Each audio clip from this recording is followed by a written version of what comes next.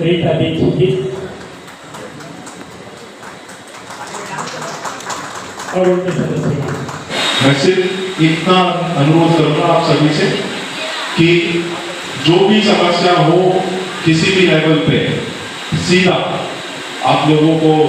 जो भी संबंधित अधिकारी हैं उनके माध्यम से जो यहाँ के उच्च पदाधिकारी हैं उन तक लाना चाहिए और अपना जो भी कानूनी हक है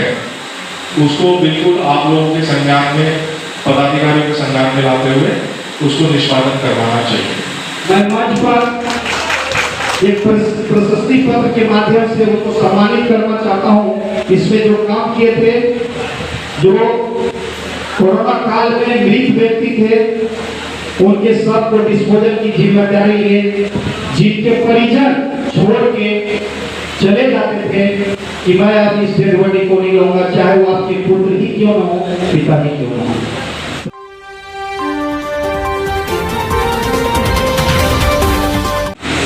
एक ऐसी महामारी थी जिसने बाप को बेटे से जुदा कर दिया, पति को पत्नी से विदा कर दिया और हमारे देश के बहुत से परिवार हैं जो अपने परिजनों को खो दिया। मैं आपको नवाला की आप याद दिलाना चाहता हूं, जब इस महामारी के चलते किसी पुत्र की मृत्यु हो जाती थी,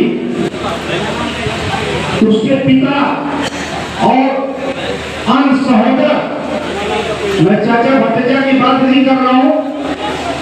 अन्य सहोदर वो भी उनके मृत शरीर को डिस्पोजल करने से डरते थे और डिस्पोजल नहीं करते थे और सदर अस्पताल में डिस्पोजल के लिए काफी समस्याएं उत्पन्न होने लगी थी। इसी बीच नवादा में हमारे चंद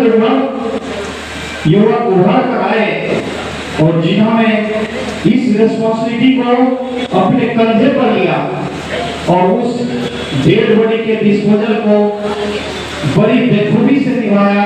मैं उन सभी जो इस टीम में थे उनको जिला प्रशासन की ओर से सलाम करता हूं। सर का बहुत पहले से निर्देश प्राप्त हुआ था कि सबको सम्मानित करें आप। मैंने 5 तारीख यही 5 मई को समय रखा था, किंतु 5 मई किसी अन्य कार्यों में व्यस्त होने के चलते नहीं कर पाया और अचानक सर का स्थानांतरण हो गया। मैंने सर से रिक्वेस्ट किया कि सर एक अधूरा काम रह गया, तो सर का हुआ कि इसको कर दो, किसी तरह जब भी मौका मिले कर दो। मैंने सर से रिक्वेस्ट किया कि सर कल एक नागरिक समारोह है सर, उसमें मैं कर देता हूं, तो सर की अनुमति मिल गई थी, उसको सम्मानित करो। मैं मंच पर एक प्रशस्ति पत्र के माध्यम से उनको सम्मानित करना चाहता हूं। इसमें जो काम किए थे, जो कोरोना काल में मृत व्यक्ति थे, उनके सब को डिस्पोजल की जिम्मेदारी लिए, जिनके परिजन छोड़ के चले जाते थे कि मैं अब इस डेड बॉडी को नहीं लूंगा, चाहे वो आपके पुत्र ही क्यों न हो, पिता ही क्यों न हो। तो मैं मंच पर एक एक करके आमंत्रित करना चाहता हूं जितेंद्र प्रसाद। सोसाइटी का बेसिक प्रिंसिपल यही है कि जितनी ज्यादा लोगों में आपसी सौहार्द वातावरण रहेगा उतना ही ज्यादा सोसाइटी आगे बढ़ेगी, चाहे डेवलपमेंट के मामले हो, चाहे विधि व्यवस्था के मामले हो और चाहे समाज के सोसाइटी के जितने बच्चे हैं, बच्चियां हैं, पुरुष हैं, महिलाएं हैं, उनका सर्वांगीण विकास तभी हो सकता है जब सोसाइटी के अंदर पीस रहेगा, हार्मनी रहेगी, कम्युनल हार्मनी रहेगी। तो मैं सदा से आप सभी से मेरी ये रिक्वेस्ट रही है और मैं ये मानता हूँ कि आने वाले समय में जो आप लोगों ने ये एक बेहतरीन एक मिसाल पेश की है पिछले 27 महीनों में, उसमें आप लोग भविष्य में भी कायम रहेंगे। और क्योंकि मैं आपको बताऊं कि मेरा ये पहला जॉब नहीं था, इससे पहले मैं HPCL में भी नौकरी किया और अन्य जगह पे भी नौकरी किया और विदेश में भी मैं नौकरी किया। तो मेरा सदा से मानना है कि जो भी पब्लिक सर्वेंट है, हम लोग जैसे पब्लिक सर्वेंट हैं, पब्लिक सर्वेंट दो शब्द मिलके ये पूरा बनता है पब्लिक सर्वेंट। हिंदी में हम लोग बोलते हैं लोक सेवक, लोगों की सेवा, यानी कि आप लोग हैं और हम सेवक हैं। ये एक मूलभूत एक सिद्धांत है किसी भी पब्लिक सर्वेंट के लिए। और जो पब्लिक सर्वेंट होता है, जो लोक सेवक होता है, उसका ये बेसिक कार्य है, बेसिक दायित्व है, बिना किसी इसमें दो मत के, उसका बेसिक कार्य ये है कि जनता से संबंधित, लोक संबंधित जितनी भी योजनाएं हैं, जितनी भी जानकारी लोगों में होनी चाहिए, उसका सही तरीके से लोगों तक पहुंचाए और जितने भी समस्याएं हैं उनको सुने और जो लॉफुल है, जो लीगल तरीके से, जो संवैधानिक तरीके से जो हो सकता है, उसको बिल्कुल निष्पादित करें और उसको संतुष्ट करें। जो भी पब्लिक आई है, उसका जो ग्रीवेंस है उसको रिड्रेस करें। आप सभी लोग जानते हैं बिहार सरकार में, बिहार सरकार, बिहार राज्य पहला राज्य है जिसमें कि पब्लिक ग्रीवेंस रिड्रेसल सिस्टम है। यहाँ पे कानूनी तौर पे पब्लिक ग्रीवेंस रिड्रेसल सिस्टम यानी कि लोक शिकायत निवारण कानून लागू है। यहाँ कोई भी किसी भी समस्या किसी भी पदाधिकारी से, चाहे किसी भी लेवल का ऑफिसर हो, अगर किसी से भी किसी भी प्रकार की समस्या रहती है तो सब डिवीजन के अंदर, जिला के अंदर कंप्लेंट डाल सकते हैं और जिसके माध्यम से जिसको भी कोई भी अगर समस्या है, कोई प्रॉब्लम है, तो उसका निष्पादन करना ये संवैधानिक और एक कानूनी दायित्व है जो ऑफिसर उस पद पे बैठा हुआ है। और ये बिहार पहला राज्य है। अब हम लोग बात करें कि पिछले 27 महीनों में आप सबके सहयोग से काफी हम लोगों ने प्रयास किए, काफी कार्य आप लोगों ने मुकाम तक पहुंचाए भी, और काफी सारे काम जो कि आने वाले समय में जो नए जो डीएम मैडम हैं उनके नेतृत्व में आप सभी लोग हमारे ऑफिसर्स के साथ पूरे सहयोग मिला के चले और जो अभी तक जितना आप लोगों ने सहयोग दिया है वो नए वाले जो डीएम साहिबान हैं उनको भी आप लोग दें, ताकि आने वाले समय में जितने कार्य अभी अधूरे रहे होंगे उनको हम लोग पूरा कर सकें। उदाहरण के तौर पे मैं आपको बताना चाहूँगा, ये महत्वाकांक्षी जिला है नवादा। नवादा महत्वाकांक्षी जिला है। 2021 यानी पिछले साल में जनवरी में इस जिला को पूरे देश भर में पहला रैंक प्राप्त हुआ। फिर साल का अंत हुआ, 2021 आया दिसंबर, उस टाइम पे भी दिल्ली से ये पूरा रैंकिंग होता है हर जिला का, जितने भी महत्वाकांक्षी जिला है उन सबका रैंकिंग होता है, उसमें भी इस जिला को प्रथम स्थान मिला। इसके एवज में क्योंकि जो अच्छा परफॉर्म करता है उसको प्रोत्साहित भी किया जाता है, उस जिला को प्रोत्साहित भी किया जाता है। मैं इस मंच के माध्यम से, क्योंकि आज मेरा लास्ट डे है और आप सब लोगों ने मुझे बुलाया, जिला के अंदर इन सारी महत्वाकांक्षी जो योजनाएं हैं उसके लिए काफी अच्छा फंड यानी कि लगभग 23-24 करोड़ का फंड यहाँ जिला के अंदर ये हम लोगों को प्राप्त हुआ है, जिससे कि भविष्य में चाहे आंगनबाड़ी केंद्र हो, चाहे एग्रीकल्चर में पॉली हाउसेज हो, चाहे शिक्षा के क्षेत्र में स्कूल्स हो, स्कूल्स में जिम हो, और इसके अलावा हेल्थ, जैसा आप सब लोग जानते हैं कि हेल्थ क्षेत्र एक ऐसा क्षेत्र है जिसमें हमेशा बहुत ज्यादा स्कोप रहता है कार्य करने का। तो इन सभी जो विकासात्मक क्षेत्र हैं इनमें इस फंड को यूज किया जाएगा और आप सभी के सहयोग से ये हो पाया, अदरवाइज ये नहीं हो पाता था। मैं क्योंकि ट्रांसफर पोस्टिंग एक प्रोसेस है, आप सभी लोगों ने मुझे सहयोग किया पिछले 27 महीने में, इसके लिए मैं शुक्रगुजार हूँ आप सभी का कि आप सभी ने मुझे अच्छा एक सहयोग प्रदान किया, आप सभी लोगों से।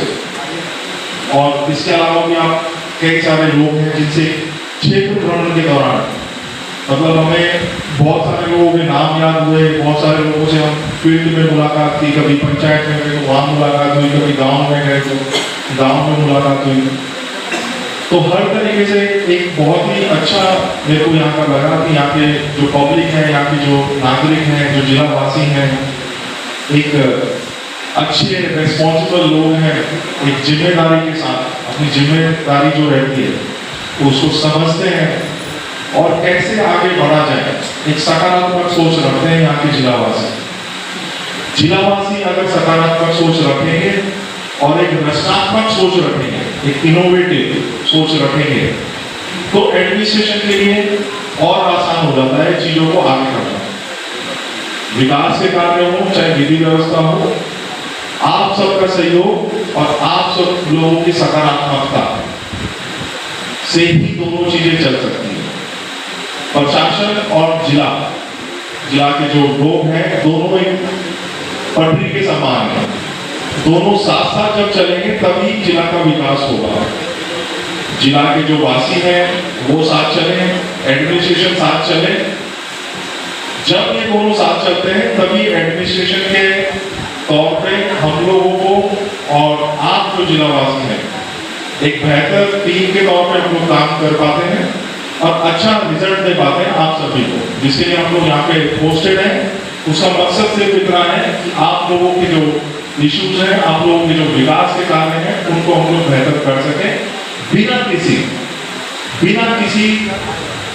अन्य प्रकार की चीज के, यानी कि बिना किसी भ्रष्ट एक्टिविटी में लिप्त हुए। इस चीज को बोलने में मुझे कोई हर्ज नहीं है कि हम एज ए ऑफिसर यहाँ पे जब आते हैं तो सबसे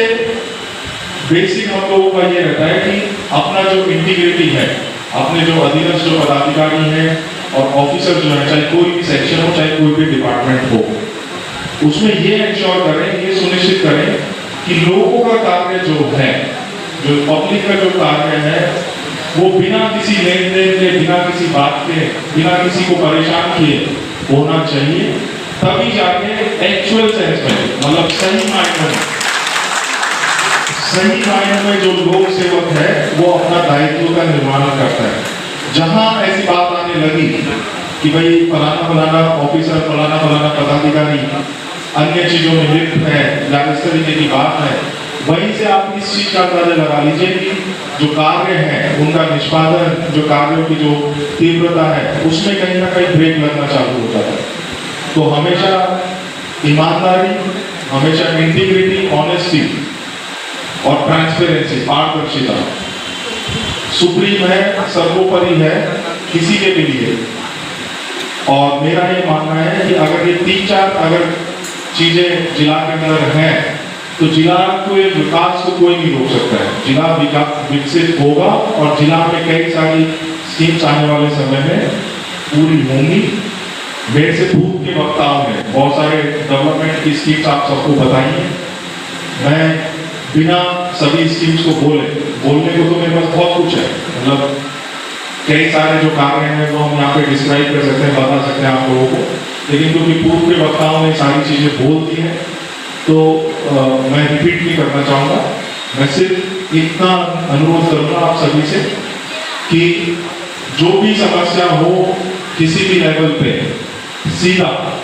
आप लोगों को जो भी संबंधित अधिकारी हैं उनके माध्यम से, जो यहाँ के उच्च पदाधिकारी हैं उन तक लाना चाहिए और अपना जो भी कानूनी हक है उसको बिल्कुल आप लोगों के संज्ञान में, पदाधिकारियों के संज्ञान में लाते हुए उसको निष्पादन करवाना चाहिए। पुनः आप सभी लोग यहाँ पे मुझे आमंत्रित किए, आप सभी लोगों का धन्यवाद करता हूँ और मैं काफी कृतज्ञ हूँ आज कि आप सभी लोगों ने मुझे यहाँ पे बुलाया है और मैं आप सभी को शुभकामनाएं देता हूँ भविष्य में कि आप स्वस्थ रहें, स्वच्छ रहें, खुशहाल रहें और आपसी जो सौहार्दपूर्ण है, जो एक भाईचारा है, उसको आने वाले समय में भी निभाते रहें। कई त्योहार पर जो है वो आएंगे निकट भविष्य में, उसमें एक अच्छा वातावरण रहे और जो हम लोगों ने अभी उदाहरण सेट किया है नवादा के लिए वो आगे भी बरकरार रहे, ताकि किसी भी प्रकार के यहाँ के लिए दिक्कतें पैदा ना हो नवादा के लिए, और जितने भी बाशिंदे हैं नवादा के वो खुशहाल अपना जीवन व्यतीत करें। आने वाली पीढ़ी हमेशा ये याद करे कि भाई नवादा जो है वो तत्पर है विकास के मार्ग पे, वो अच्छे कामों के लिए जाना जाए, वो अच्छे वातावरण के लिए जाना जाए, वो अच्छे लोगों के लिए जाना जाए, नवादा अच्छे माहौल के लिए जाना जाए, नवादा अच्छे विकासात्मक कार्यों के लिए जाना जाए। ये सारी चीजें जो है आप सभी समझदार हैं,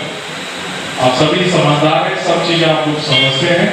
सिर्फ और सिर्फ एक गाइडेंस की जरूरत है, सिर्फ और सिर्फ आपको अपना खुद का इंट्रोस्पेक्शन चाहिए रहता है, क्योंकि आप लोग नियमित रूप से करते रहेंगे, ये मेरी आशा है।